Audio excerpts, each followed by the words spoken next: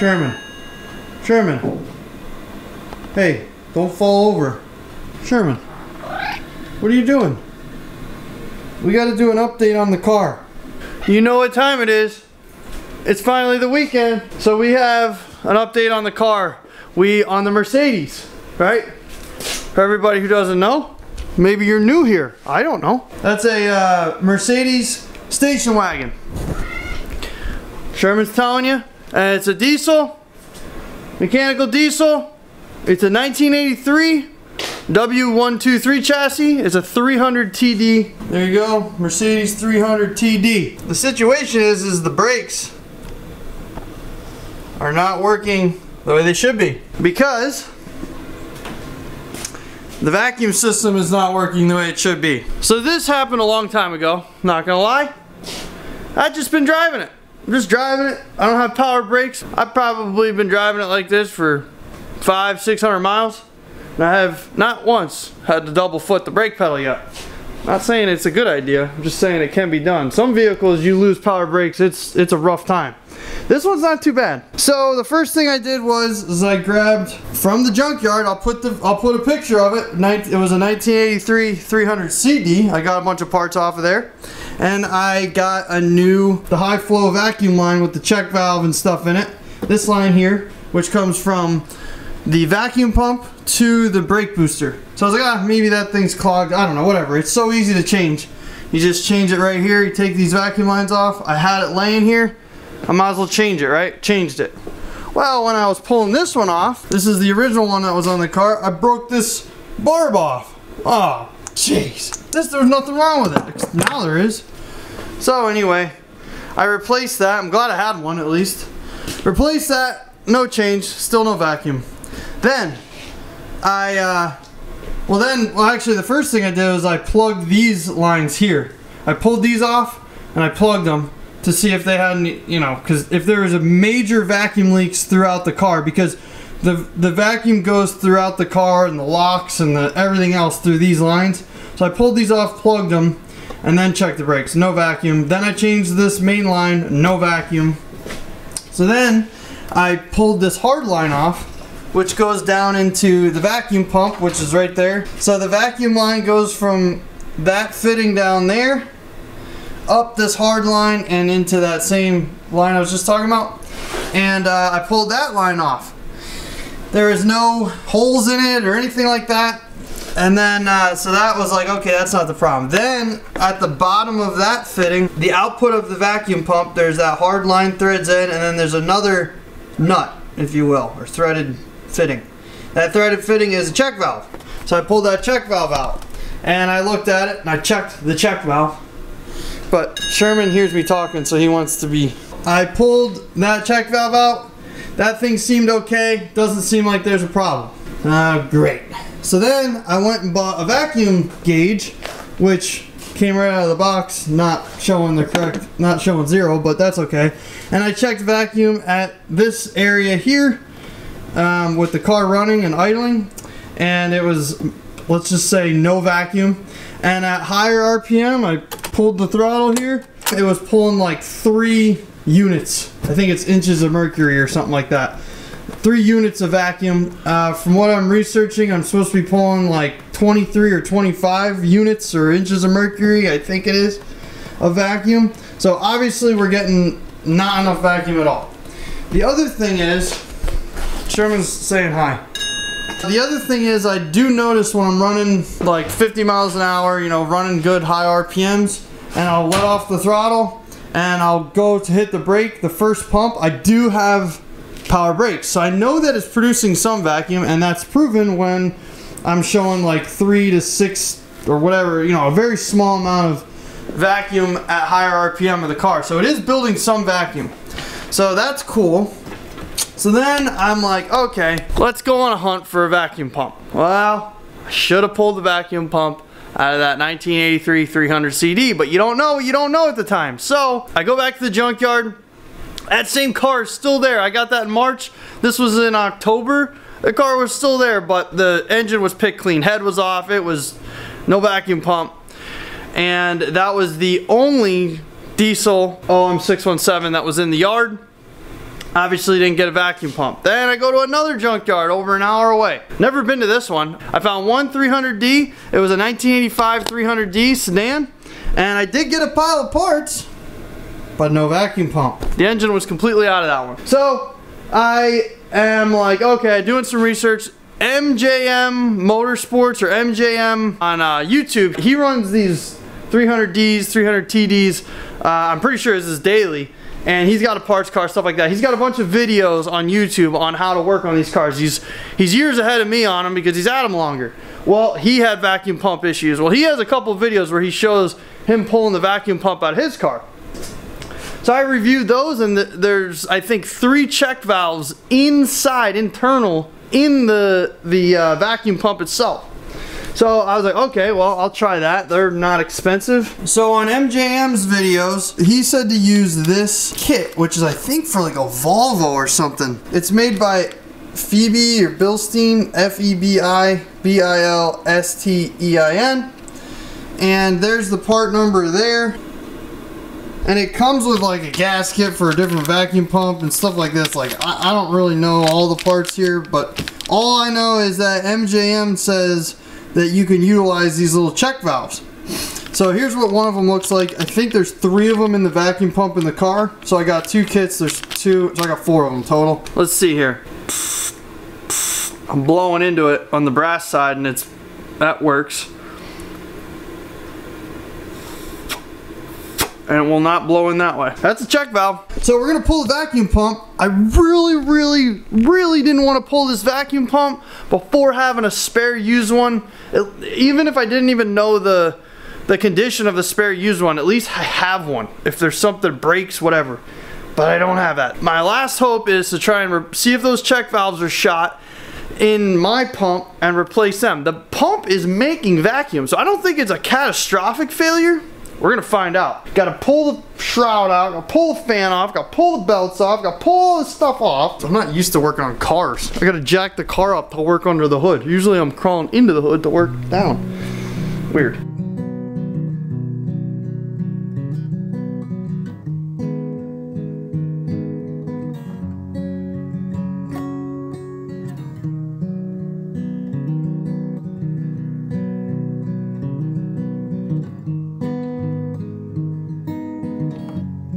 Alright, here's a side note. Let's just doing a update in the process here. Finally got the fan shroud out, the fan, and the fan clutch here.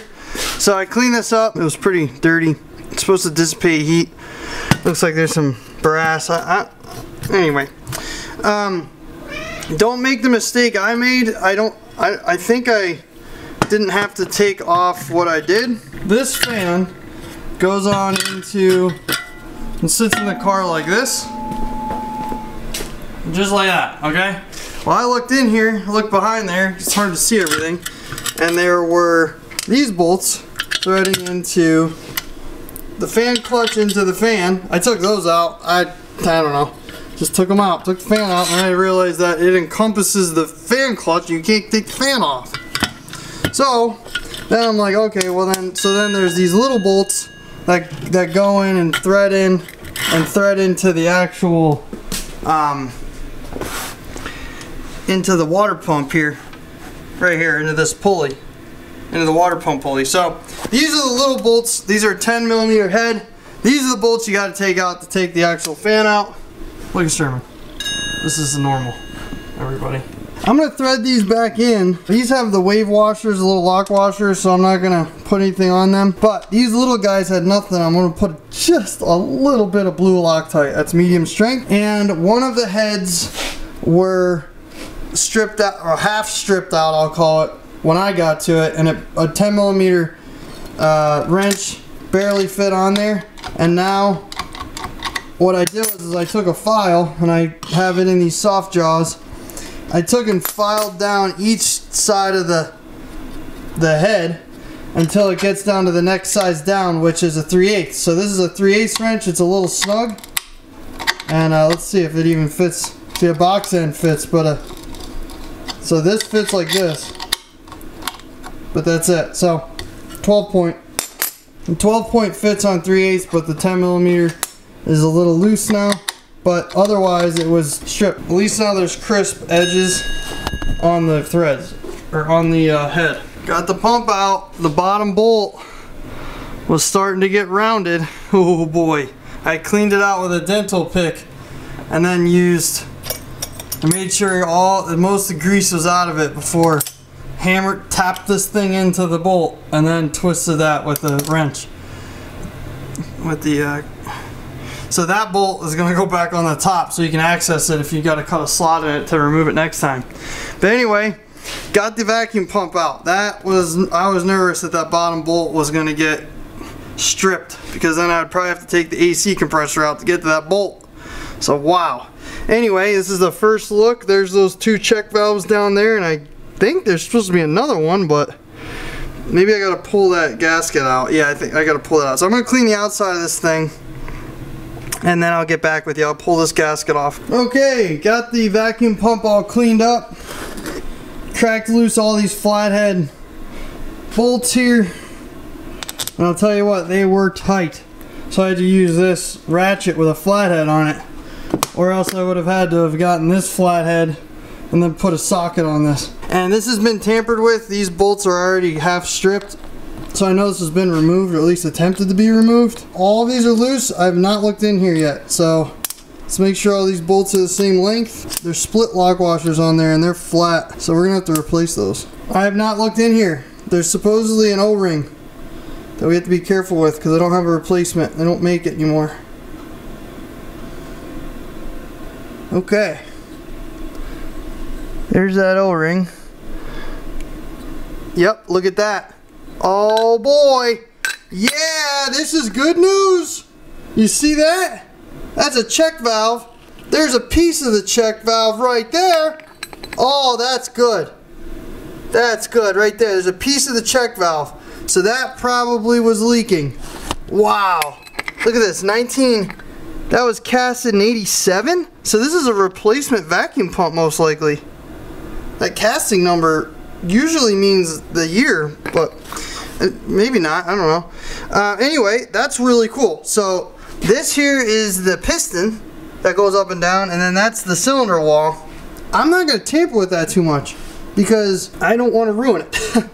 So I just need to replace these check valves, and that one's obviously broken. So that's an awesome deal. Pick these out. I got a pick here. I'm honestly going to leave this O-ring in there because it's seated. I don't want it to get ruined. There's O-rings on these check valves. These check valves are a little different. Well, I'm just gonna put that in there anyway. So there's an O-ring around the whole body, which this cover goes on. I'm not taking that off. There's also O-rings on around the actual check valve itself. So these O-rings I'm going to put back in the body here. There's a little lip that they sit in. And then I will place the new check valve in and just pop them in there just like that. And then this check valve goes in upside down.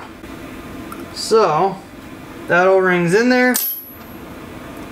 Place this check valve upside down. There's all 3 new check valves. There we go. I'm not tampering with this thing. It appears to be okay. I am going to put this thing back on. And that's going to be the end of it. We're going to try what we got here. Unfortunately, these screws are most likely metric.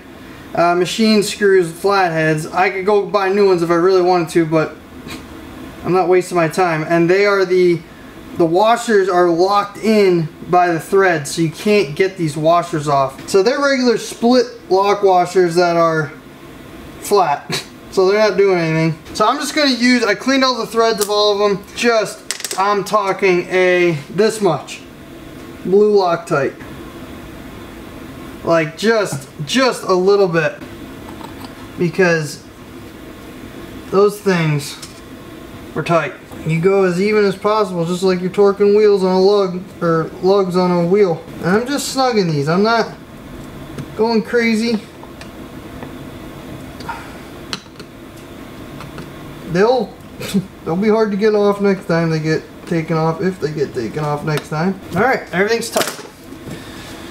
So now what I'm going to do is, oh, by the way, there are bearings in here, and I'm spinning this, and there's literally no signs of any flat spots. I guess these get worn out. The spring is intact. I can't even push it, the piston, so I'm not going to fiddle with it. It seems like it's working, and it's not loose like this way, this connecting rod area.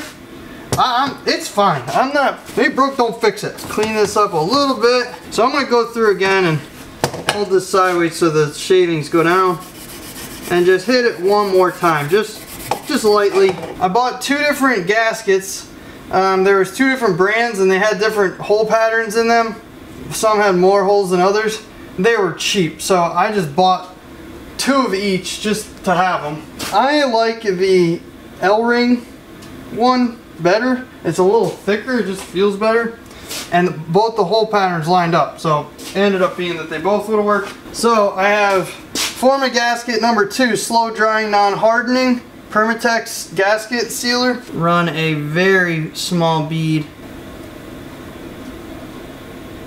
and I also cleaned the engine sides on the block, and then I'll just put this on here, just tack that on there. I'll do the same thing on the gasket side. There, it's ready, and I'm gonna put this thing back in the car.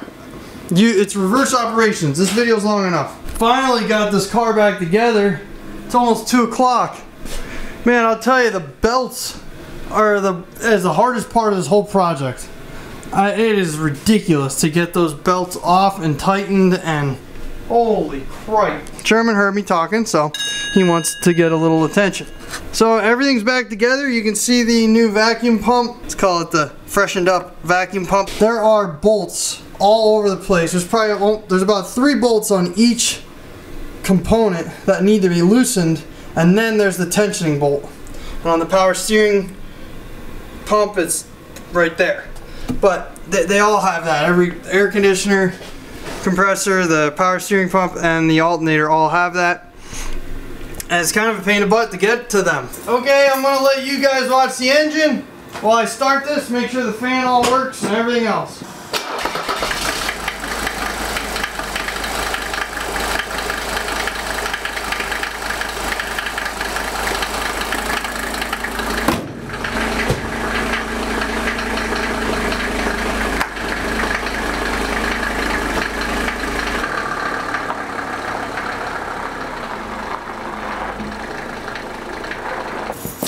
Fixed it! That's always good. So there you have it. Everything's good in the hood here. Fix the vacuum pump. Fix my Mercedes symbol. We're gonna keep driving it safely this time. So let's move on to the next project.